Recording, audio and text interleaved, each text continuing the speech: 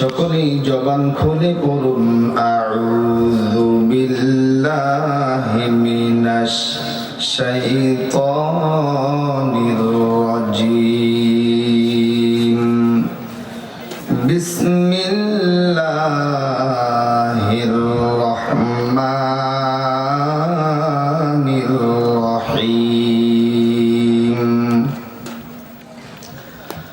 ওয়া আতুন নিসা সাদকাতিহিন্না নিহলা ফাইন তিবনা লাকুম আন শাইইন মিনহু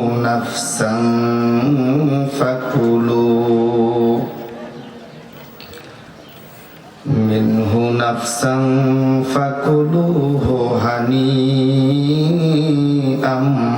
মারিআ। وقال تعالى إن الله وملائكته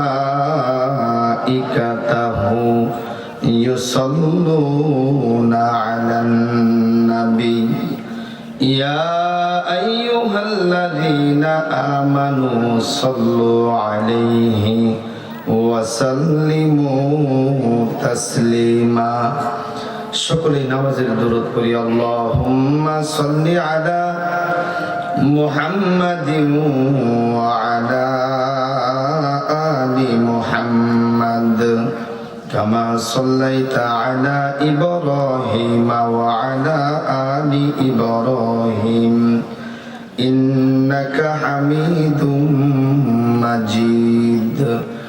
اللهم بارك على محمد وعلى آل محمد كما باركت على إبراهيم وعلى آل إبراهيم إنك حميد مجيد।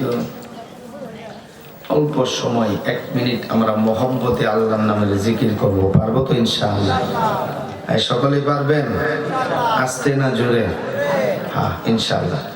সকলে জিকির করি সুবহানাল্লাহ আলহামদুলিল্লাহ লা ইলাহা ইল্লাল্লাহ সুবহানাল্লাহ আলহামদুলিল্লাহ লা ইলাহা ইল্লাল্লাহ লা ইলাহা ইল্লাল্লাহ লা ইলাহা ইল্লাল্লাহ লা ইলাহা ইল্লাল্লাহ সুবহানাল্লাহ আলহামদুলিল্লাহ।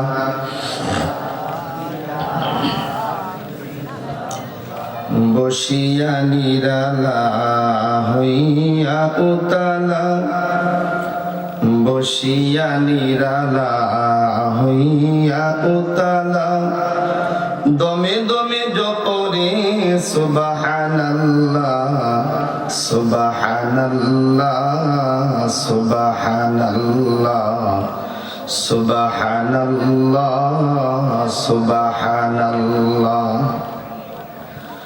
সুবহানাল্লাহ। সকাল বেলা সুবহানাল্লাহ, বিকাল বেলা সুবহানাল্লাহ, সকাল বেলা সুবহানাল্লাহ, বিকাল বেলা সুবহানাল্লাহ। ফুলের মালা সুবহানাল্লাহ, গলার মালা সুবহানাল্লাহ আলহামদুলিল্লাহ লা ইলাহা সুবহানাল্লাহ আলহামদুলিল্লাহ লা ইলাহা লা ইলাহা ইল্লাল্লাহ লা ইলাহা ইল্লাল্লাহ লা ইলাহা ইল্লাল্লাহ সুবহানাল্লাহ আলহামদুলিল্লাহ লা ইলাহা লা ইলাহা ইল্লাল্লাহু মুহাম্মাদুর রাসূলুল্লাহ। আলহামদুলিল্লাহ। উপস্থিত জামিয়া আরবিয়া মিনহাজুল উলুম শাহবাজপুর জামালপুরের উদ্যোগে 12 সালাপূর্তি ইসলামী মহাসম্মেলনের সম্মানিত সভাপতি মহোদয়, উপস্থিত আছেন সেরেতাজ হযরত উলামা ইকরাম, মুরব্বিয়ানে ইজম, বুড়া বাবারা, যুবক ভাইরা, পর্দার আড়ালে অবস্থানরতা শ্রদ্ধেয়া সম্মানিত মা ও বোনেরা, আমরা সকলে সে মালিকের দরবারে একবার শুকরিয়া জ্ঞাপন করব যে মালিক আমাকে আপনাকে মহব্বত করে মায়া করে ভালোবেসে দুনিয়ার সমস্ত ঝামেলা থেকে ফারেক করে জান্নাতের বাগানে আসার বসার তৌফিক দান করলেন। শুকরিয়া আদায় করণার্থে সকলেই বলছি আলহামদুলিল্লাহ। আমরা বসতে পারি নাই, যে মালিক আমাদেরকে বসিয়েছেন, একটু চিল্লায় বলেন তিনি কে? আর একটু জোরে বলেন না তিনি। বসার থেকে তো নিচে হয়ে গেছে।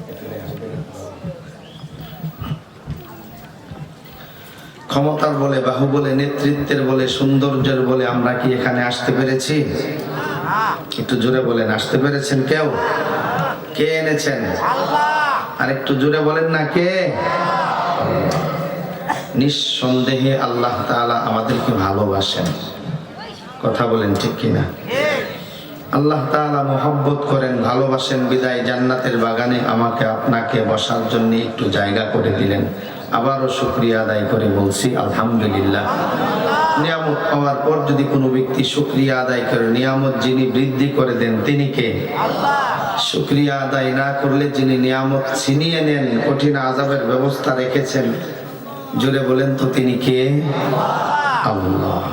সুতরাং বারবার শুকরিয়া আদায় করব, তো আল্লাহ তাআলা আমাকে আপনাকে জান্নাতের বাগানে বারবার আসার এবং বসার মতো সুযোগ করে দিবেন। কথা বলেন ঠিক কিনা? আলহামদুলিল্লাহ। আমি আপনাদের সম্মুখে সূরাতুন নিসার 4 নম্বর আয়াতে কারিমা তিলাওয়াত করেছি।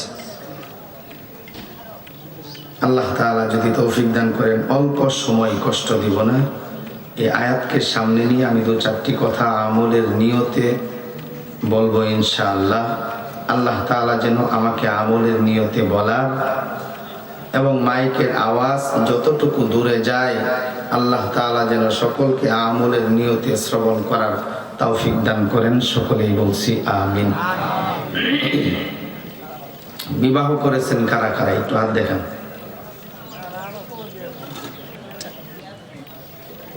আলহামদুলিল্লাহ। হাত নামান। ওই যে পিচ্ছি ও হাত উঠেছে। তুমি বিয়ে করছো না?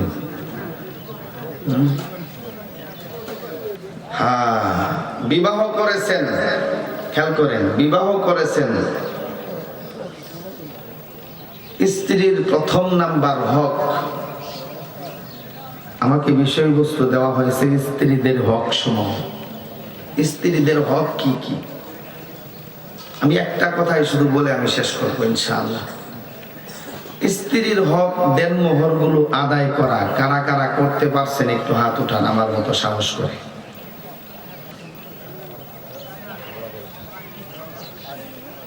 খাওয়া হক আদায় করছেন পরিপূর্ণ?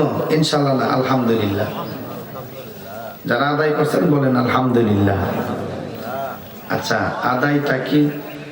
ওই যে আমাদের মরহুম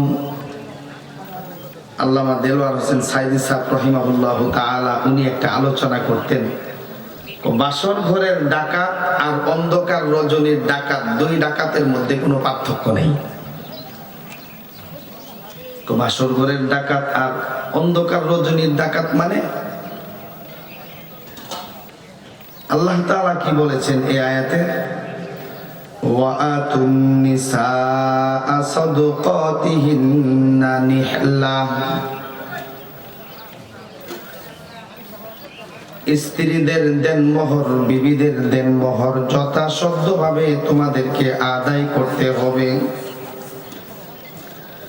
আমাদের বিবিরা, আমরা বিবাহ করলাম, একটা দেনমোহর ধার্য করেছি, কথা বলেন ঠিক কিনা? এই প্রত্যেকটা স্বামীর কর্তব্য, প্রত্যেকটা স্বামীর দায়িত্ব স্ত্রীর হক গুলো আদায় করা। প্রথমত হক হলো স্ত্রীর দেনমোহর পরিপূর্ণ আদায় করতে হবে, কথা বলেন ঠিক কিনা? আল্লামা দেলোয়ার হোসেন সাইদি সাহেব রাহিমাহুল্লাহু তাআলা বলতেন, বাসর রাতে কিছু কিছু স্বামী আছে স্ত্রীর কাছে 1.5 লক্ষ টাকা দেনমোহর ধার্য করা। 5,000 টাকা বিবির হাতে দিয়ে বলে, বিবি ক্ষমা করে দাও, 1.5 লক্ষ টাকা দেনমোহর ধার্য করা ছিল, 5,000 টাকা দিলাম, বাকি 1,45,000 মাফ করে দাও।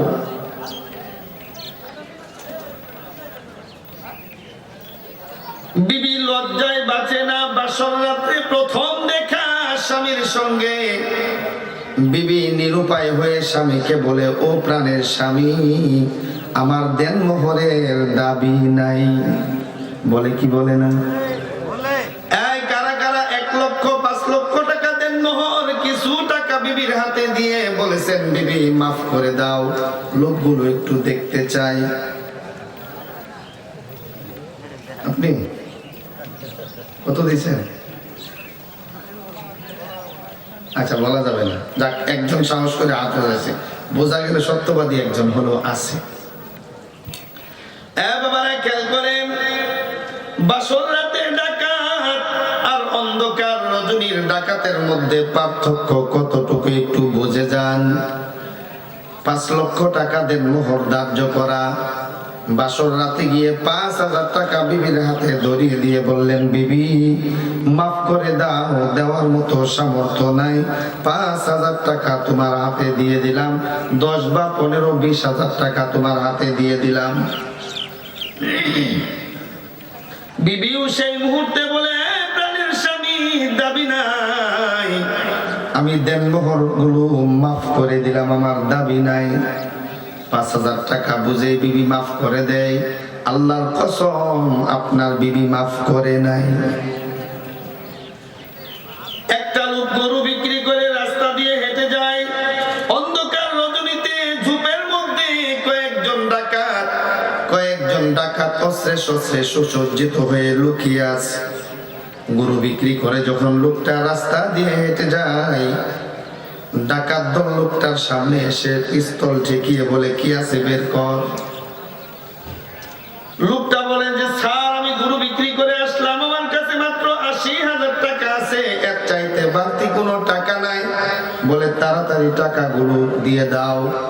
টাকাগুলো দিয়ে দিছে। আর কি আছে বল।